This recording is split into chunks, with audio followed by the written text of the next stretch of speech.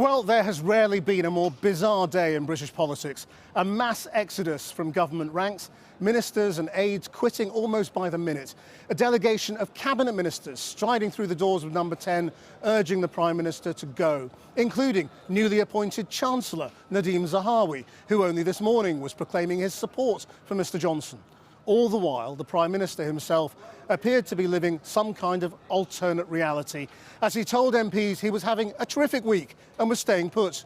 Our political editor, Gary Gibbon, is with me now.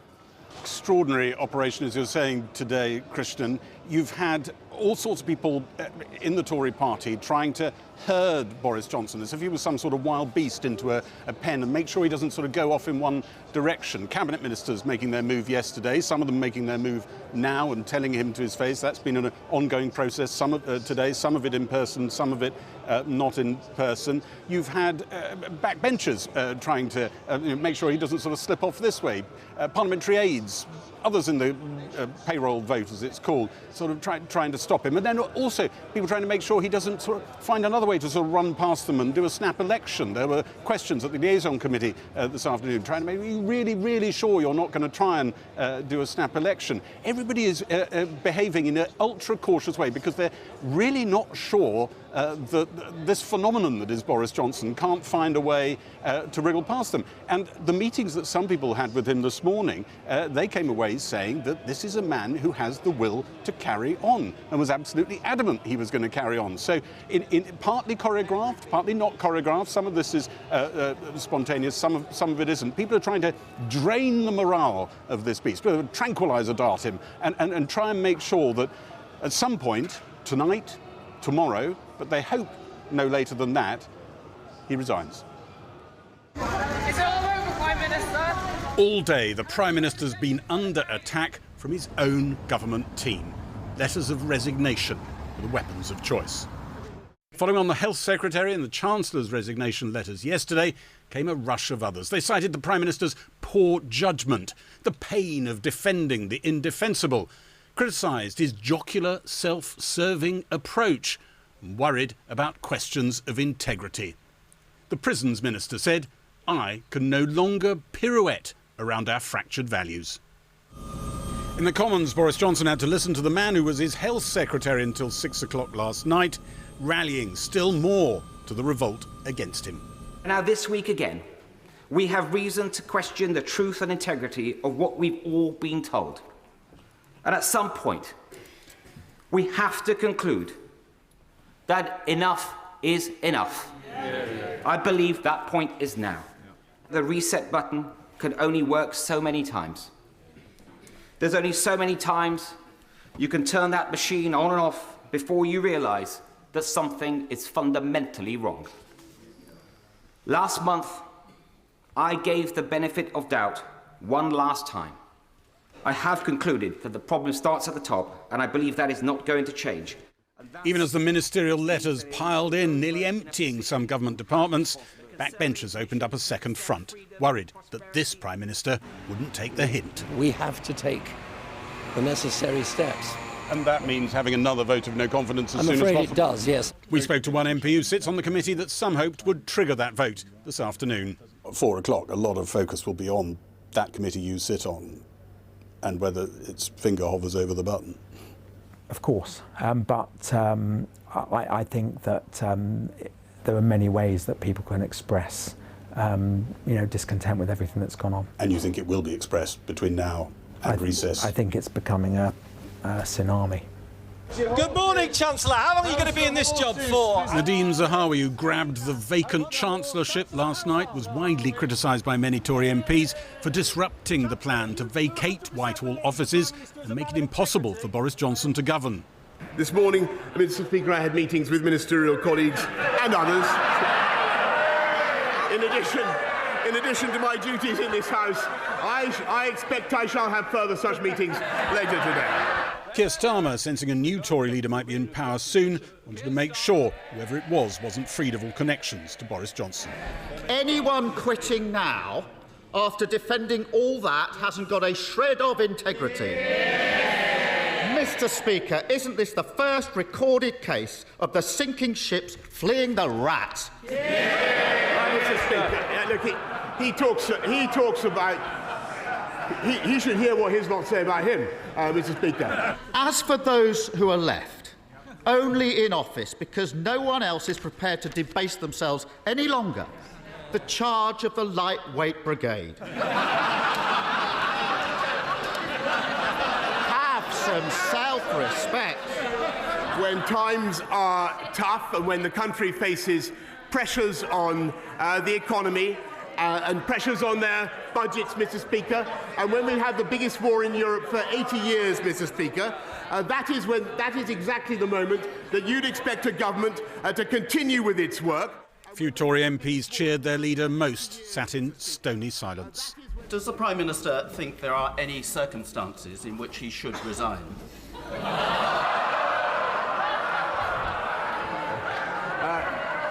I think, Mr. Speaker, clearly if there were circumstances in which I felt it was impossible for the government to go on and discharge the mandate that we've been given, or if I felt, for instance, that we were being frustrated in our desire to support the Ukrainian people, or over some major point, then I would. Yesterday, in an attempt to boost morale in the tea room, the Prime Minister said at a table, but there were 7 people, MPs in the Carlton Club last week, and one of them should have tried to intervene to stop Chris from drinking so much. As if that wasn't insulting enough to the people who did try and intervene that night, and then also to the victims that drink was the problem. Isn't it the example, Mr. Speaker, but it's the Prime Minister constantly tries to deflect from the issue, always tries to blame other people for mistakes, and that at least nothing left for him to do other than to take responsibility and resign. Even as the Prime Minister answered questions, parliamentary aides hurled more weaponised resignation letters at him. He'd lost the confidence of MPs, left them uncomfortable. Worries about integrity and honour were raised. Poor judgment, severe lack of judgment. One wrote to Boris Johnson, "You cannot be trusted to tell the truth." I think with this many resignations, I think the Prime Minister knows the time's come. We could be saying goodbye very soon. A contest in the summer, a new leader. Quite soon. Yes, I think so. It's a very tragic and sad day for those of us who supported Boris Johnson. I'm very sorry that there's been this failure. Even backbenchers, including Red Wall MPs, called on Boris Johnson to go. But you must worry that someone else won't have the same magical connection that he seemed to have with voters in seats. Of course I worry, you know. I enjoy doing my job, I like my job, I want to keep hold of my job. But losing him might mean you don't. Well, if it is, it is, you know, but at the end of the day, I can't hide away from things. Is it over, Mr. Shapps? Some cabinet ministers gathered inside number 10. Word was already out that they were there to tell the Prime Minister his time was up. But he was having to endure 2 hours of questioning back in Parliament from select committee chairs. It's being reported that there's a delegation of your cabinet colleagues waiting in Downing Street, including the Chief Whip, the Transport Secretary and your new Chancellor, waiting to tell you when you finish here today that it's time for you to go. How will you respond to that? Darren, you're asking me to comment on... This conversation will happen in a few minutes, Prime Minister. If so, you say. 5 ministers had now decided to save stationery and sign one shared resignation letter, asking Boris Johnson, for the good of the party and the country, to step aside. Do you think there are swelling ranks of those young thrusters on the backbenchers who could replace them? I think it highly likely, yes. He was asked by nervous Conservatives if he'd rule out trying to bounce the country into a snap election to save his skin. You will not plunge this country into an unwanted general election? I've been very clear with you. I see no yes reason whatever for a general election now. On the contrary, what we need is a stable government, loving each other. I've been an MP through 7 different leaders of my party, seen a lot of leadership contests, and this is probably going to be the most explosive and unpredictable end to a Prime Minister's run. Earlier, when Boris Johnson left the Commons chamber, there were opposition shouts of bye. There will be no more personal statements today. Bye, Boris. Bye. His party is tonight trying to make sure it truly is goodbye. Boris Johnson has cabinet ministers who've stayed in their jobs telling him to go. Backbenchers threatening another vote of confidence next week. Only a very small number of loyalists now telling him to fight on. Well, Gary, I mean, is there a way he can defy all the gravity and cling on? I think it's checkmate. One of the things you've got to remember is that the cabinet ministers who have been in there, who've stayed in his cabinet and are in there telling him the game's up, they are telling me, some of them, that they would resign if he stayed on. It's not advice, this. It's got an air of menace to it as well. Plus, the backbench MPs committee has decided it's not going to have change the rules to have a vote of no confidence as soon as tomorrow, which was a possibility, but they've served notice it could be as soon as Tuesday. Everywhere, the king can't move. And we are quite clear the state of play amongst backbenchers and amongst ministers now. The sullen statues that was sitting behind Boris Johnson in the House of Commons today, the mood has shifted. After the vote of no confidence 4 weeks ago, it needed 32 MPs to change sides. We are way out of that game. He might struggle to find 32 supporters right now. Right, well, I mean, there's a car outside. We don't know who's going to come out. Maybe one of those cabinet ministers who are in there with Boris Johnson right now. But let's go to Cathy, who is in the central lobby with one of the more surprising rebels. Cathy. Thanks, Chris. Well, with me now, the Conservative MP Lee Anderson, who you saw in Gary's piece just then, one of the many to withdraw his support for Boris Johnson earlier today. Lee, you've been backing Boris Johnson consistently all along. What made you change your mind? Like Boris since day one, Cathy. Boris is the reason that we're at this place, backed him through Brexit, through the pandemic and through the Ukraine war. I think he's been a great Prime Minister. Let's not forget that. But the events over the last week have made me question things. I see what happened at the alleged incident at the Carlton Club, subsequent reporting to Number 10, and it turns out that Mr Pincher's behaviour was reported a few years ago and the complaint went in. Number 10 denied knowledge, then admitted knowledge, and I thought, you know what, that's no good. This place, this country deserves better than that. Was it a difficult decision? No, but when it's a question of morality and ethics and people being manhandled and groped by members of Parliament, that's not a difficult decision to make at all. That's quite a simple decision. Do you feel let down by the Prime Minister? Do you feel angry that you ever backed him? You know, you switched parties as well. Yes, I think I've been let down. Not just me, the people that work here have been let down by this place. Not just the Prime Minister, but Number 10, the whole establishment. We should set the rules here. We're lawmakers, and if we can't protect people that go out for a drink or people that work here, then really, what are we doing here? I mean, people often describe you as a red wall MP, which was why perhaps it was more surprising that you said what you did today about the Prime Minister. Do you think that red wall now is crumbling, it's falling down? No, I mean, for that red wall to crumble and to fall down, we need a decent opposition, and we don't have that really at the moment in this country. So I think it's there for the taking at the next general election. We get a new leader in place, which we will do hopefully over the next few months, a good strong leader back to Conservative values. Let's remember the red wall in areas like Mansfield, Ben Bradley, he won that with Theresa May, so there's no reason why the other red wall seats can't win with a different Prime Minister. But if there's a general election today, you'd risk losing your seat. But there's not a general election today, Cathy, well, there might well be one very shortly, you never know. I don't know, I mean, I would hope people that in the red wall areas like mine in Ashfield would judge me on what I've delivered so far. That's pretty good. My shopping list is pretty good. And look, you know, a general election is not coming anytime soon. We know that. We've got time to turn it round. And like I say, the Labour Party, they've had their best day today in 2.5 years of me being at this place, and what a day to have it. So, they're not going to come back anytime soon. Well, there's already a bit of a beauty parade going on of the potential successors to Boris Johnson. Who do you most fancy in terms of protecting the red wall I don't know seats? yet, Cathy. I mean, obviously, as backbench MPs, you're getting messages and your phone's ringing and people want to speak to you. That's just the game we're in. But who's most assiduously lobbying you then? I'm not going to tell you that. I'm going to keep my cards close. I mean, you can get out your phone now and show me if you want. No, I'm not showing you nothing in my pocket. But the lobbying's going on. Yeah, the lobbying's going on.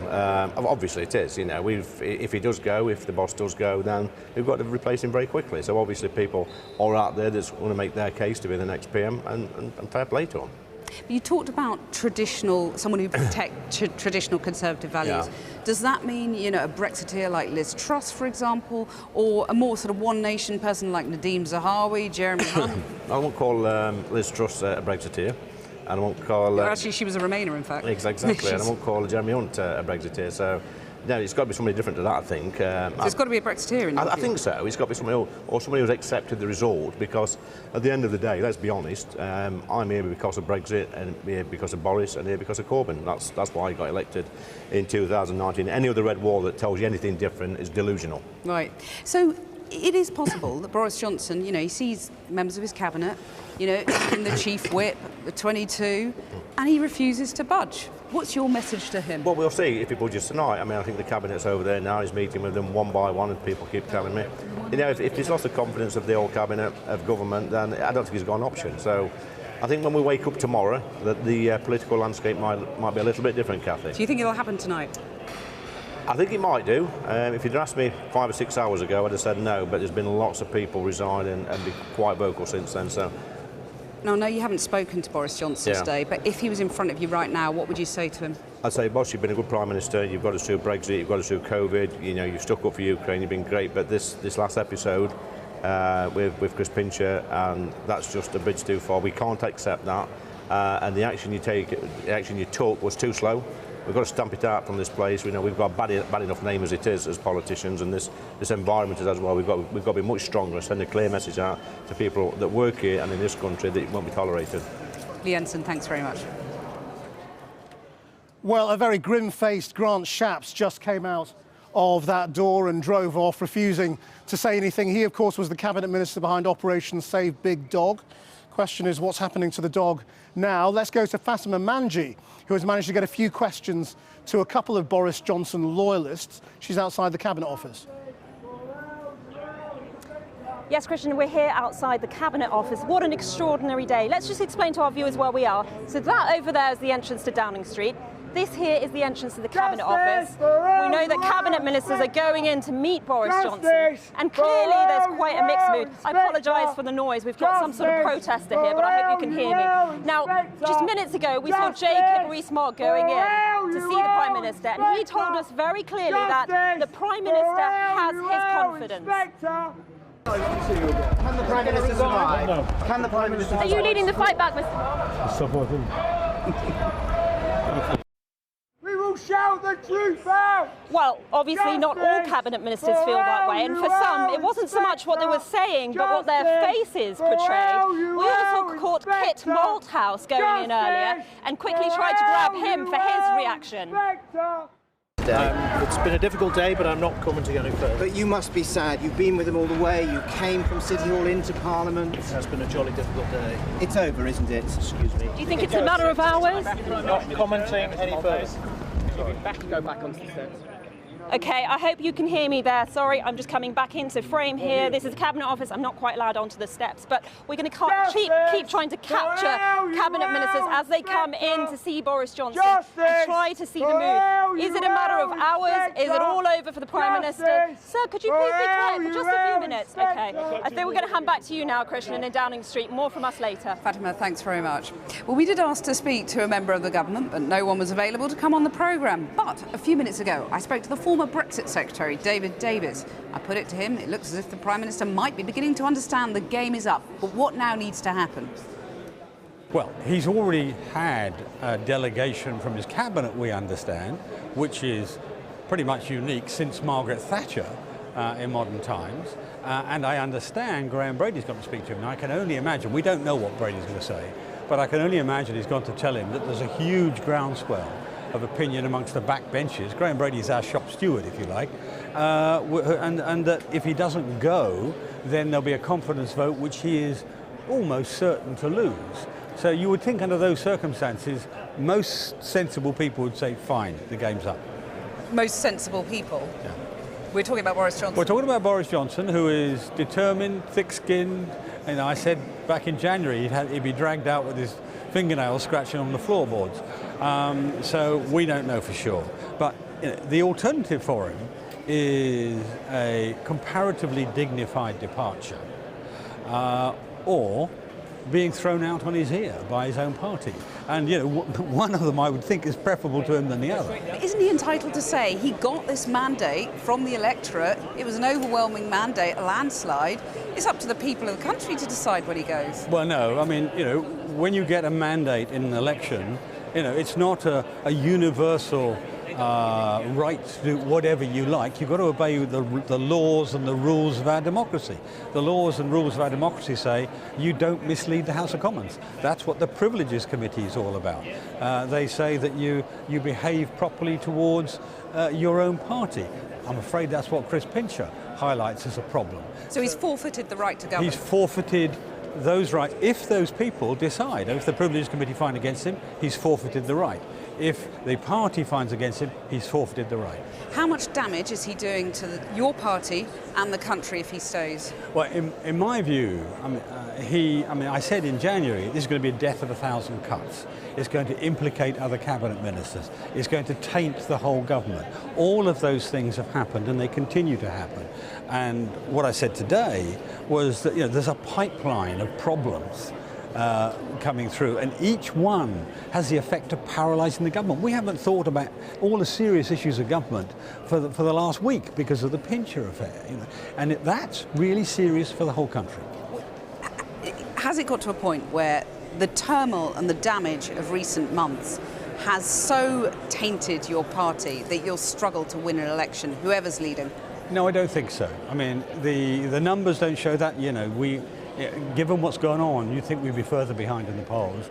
And the Wakefield election, which was probably the one to look at, doesn't show a massive swing to Labour. It shows that people are withholding their view rather than deciding against us. And I think with a straightforward, whoever it is, a straightforward alternative leader, then we will recover the trust of the public. If we do the right things, if we cut taxes, if we run the country properly, then I think we can still win the next election. A straightforward Conservative leader, Rishi Sunak, by any chance? It could be. Look, there are 10 candidates that I've heard of so far, and all of them.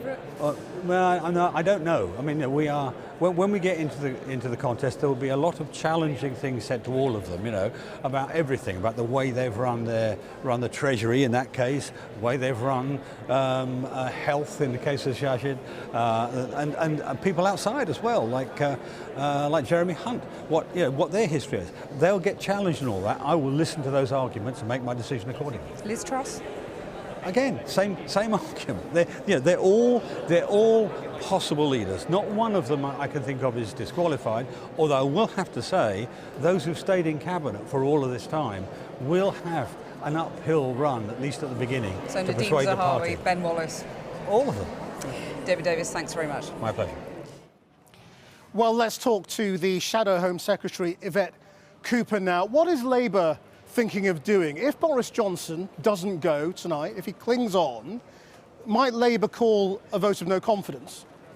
Well, certainly the situation is a total disgrace. You've got a discredited and dishonest Prime Minister who is leading a shambolic government, and not only just ignoring serious sexual assault allegations, but also lying about it after this history of breaking the law and lying about it as well. I think the responsibility is on Conservative MPs.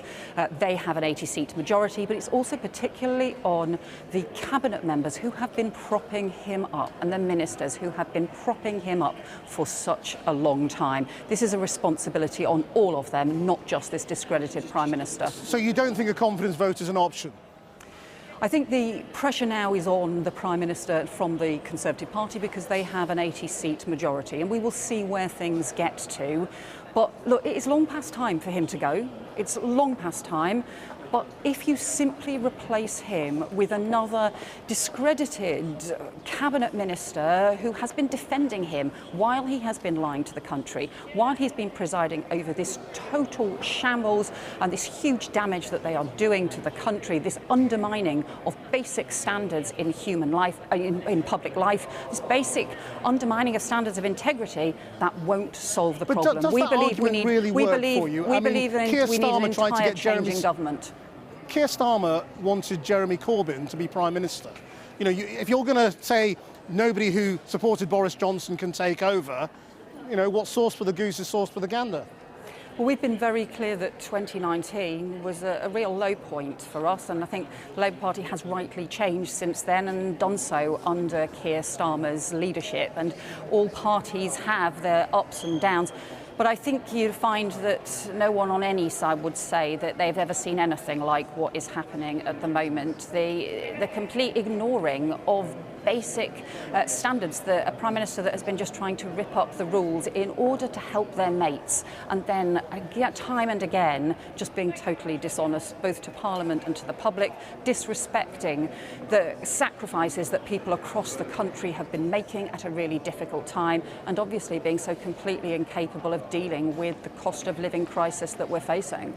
But I mean, let's be blunt. I mean, if Boris Johnson is going, and it's a matter of when now, realistically, that is your biggest electoral asset gone. Your biggest argument has been about integrity. If the man with whom you had a problem over his integrity is gone and replaced with somebody who is much more acceptable and unimpeachable, you're going to have to win the battle of ideas, and you haven't done that yet.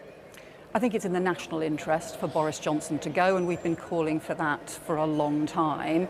But time and again, the cabinet ministers and the government ministers who are now debating all of this, Conservative ministers have been defending him, and they knew what he was like. They knew that he had a focus entirely on himself and with no regard for anybody else. They knew he didn't care about the truth. They knew he didn't care about standards. Yeah, and but my point is about who might time and time replace him. again. So I think this has corrupted the whole of the Conservative Party. No matter who replaces him now, this has corrupted the whole of the Conservative Party, because they've been sent out time and again to say what they knew not to be true, what they knew was defending a discredited Prime Minister who had no regard for those basic standards and for the truth. There are serious issues facing the country, the cost of living crisis that the government is failing to address, and in many times has been making worse, where it's Labour that has been setting out serious plans like the windfall tax to cut energy bills. Serious challenges facing the country with rising crime and falling prosecutions. And again, it's Labour that's arguing for a return of neighbourhood policing,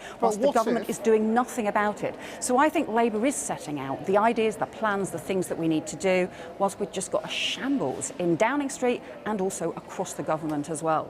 Right, but I mean, Keir Starmer said he will resign if he is fined by Durham police. If that happens, and we have to consider that possibility, who's going to step in? Are you going to be the new leader? I don't believe for a moment that that will happen. I don't believe that that's where we're at. But I do think it does show a very different approach, that Keir Starmer has said that he would be prepared to resign in that situation if he had a fine from the police, because he believes in maintaining standards and he believes in actually taking responsibility. That just shows a fundamental difference between the leadership of the Labour Party and the leadership of the Conservative Party, and just shows really the contrast of the situation that we're in right now. Yeah, but doesn't your electoral strategy kind of go out the window? Keir Starmer, the sort of steady, let's be blunt, rather dull Labour leader, works up against this extraordinary Prime Minister Boris Johnson.